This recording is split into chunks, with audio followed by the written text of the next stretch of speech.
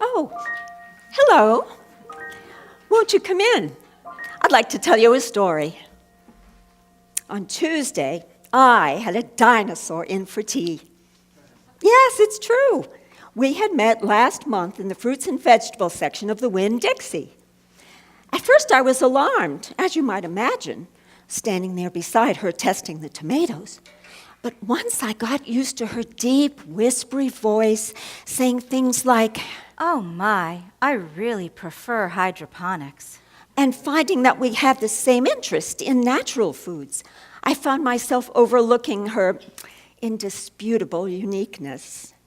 Still, I was hesitant to begin to see her socially.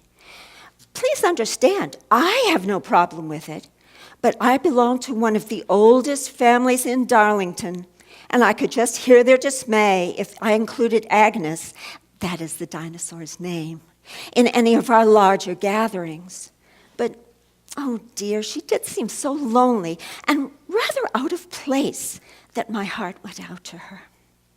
After some thought, I dropped off a note inviting her to tea. She lives in a large, undeveloped plot of land out beyond the racetrack and seldom comes into town.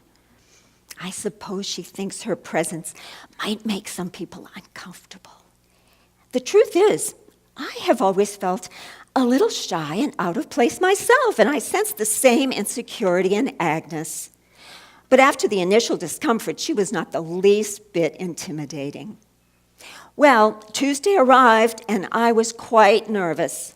But directly at 2, Agnes appeared by the side gate, and we went into the garden. It was really very pleasant. She told me about her early life. "I grew up near the PD River.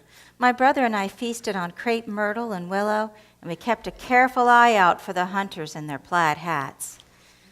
When the turnpike came in, we moved deeper into the brush, and now with all these houses being built, my brother's gone away, out toward the west." Oh, and you are alone, Agnes. "Yes, very much alone. In fact, my family's the only family of brontosaurus still in existence." Oh, my dear. Have a glass of sherry. "Oh, thank you." You know, my family's a pretty rare species, too, and nearly extinct. And my Aunt Camilla, what an old dinosaur she is. Oh, I'm so sorry, Agnes. Oh, my dear, we should be quiet. The Westbrook children might be coming home from school and playing near the fence. "Oh, of course, I understand. You live alone here, too." My husband Robert and I lived in this house for 40 years. We had 2 children. They're both in Charleston. "How did you meet your husband?" Robert and I met at a dance in Columbia during the war, and we were married just before he went off to France. We were very much in love. Oh. And I was so happy when he came home without a scratch, unlike so many of the other boys in town. Isn't it wonderful to have so many memories? Like carrying around an album of your life in your head. And no 2 albums in the world are alike. Yours and mine might look quite different. But on some pages, the happinesses and the sadnesses would be exactly the same. Oh, the happinesses and the sadnesses. How wise you are, Agnes.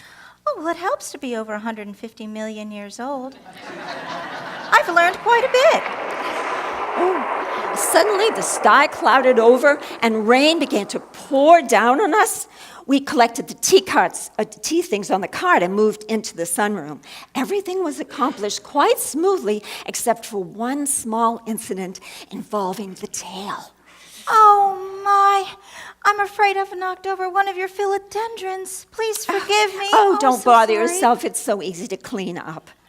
Our conversation went smoothly for another 20 minutes until I happened to see my neighbor, Philip Westbrook, at the side gate with a bag of tomatoes.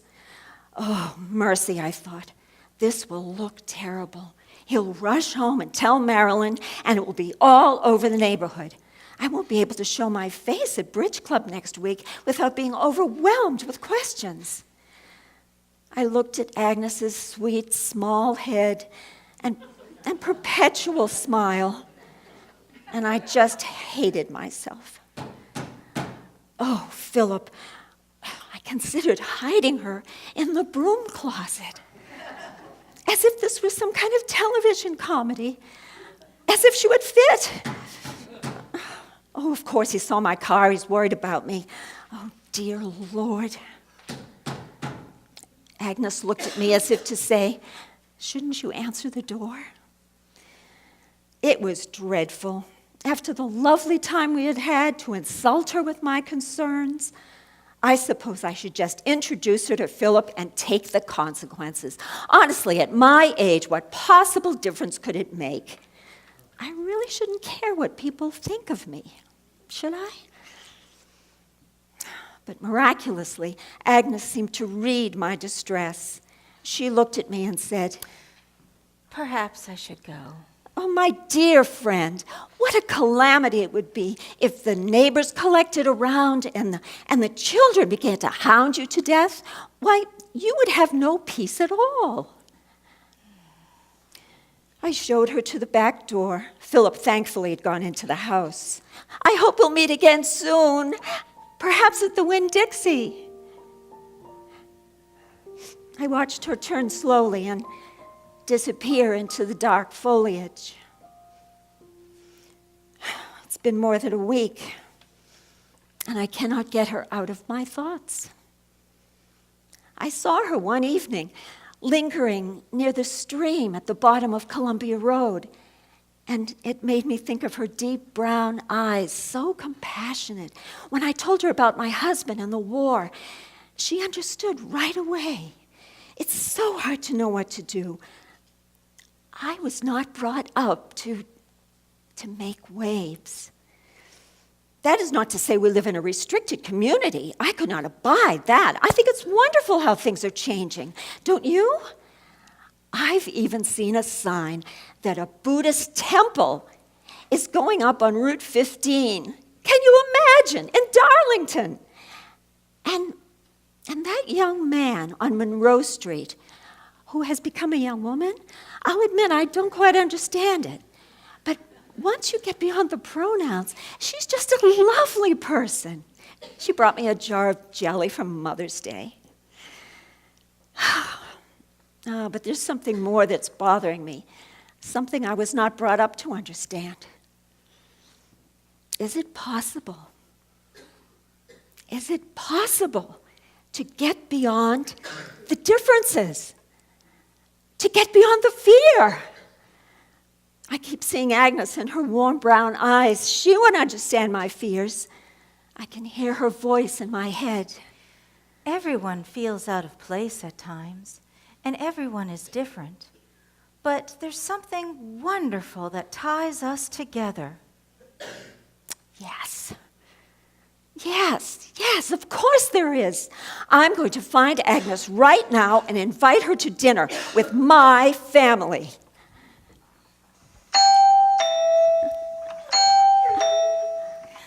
Good afternoon, my dear. I brought you a new philodendron. Oh, Agnes, how wonderful to see you.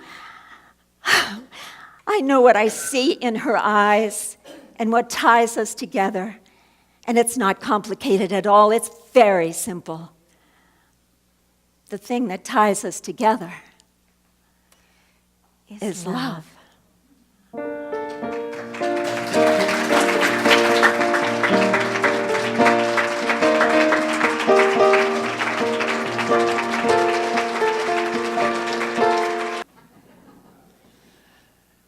And really, I had some words to say, and I'm just going to just speak from what's on my heart right now. That's it. That, love is what's going to heal our planet, folks.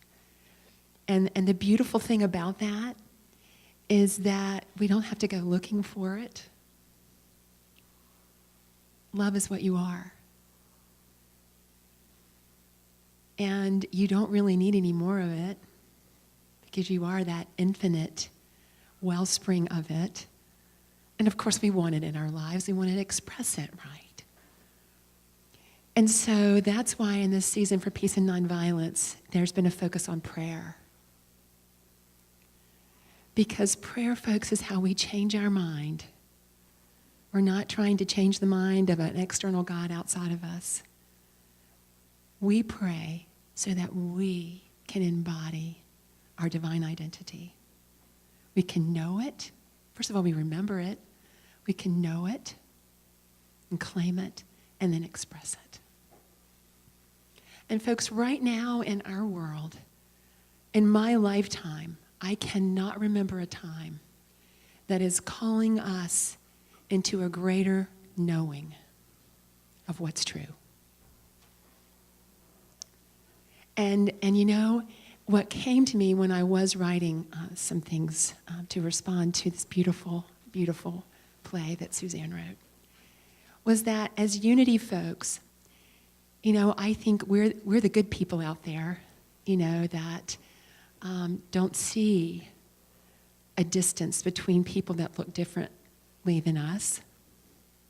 I think what our growing edge is are the people that make other people wrong.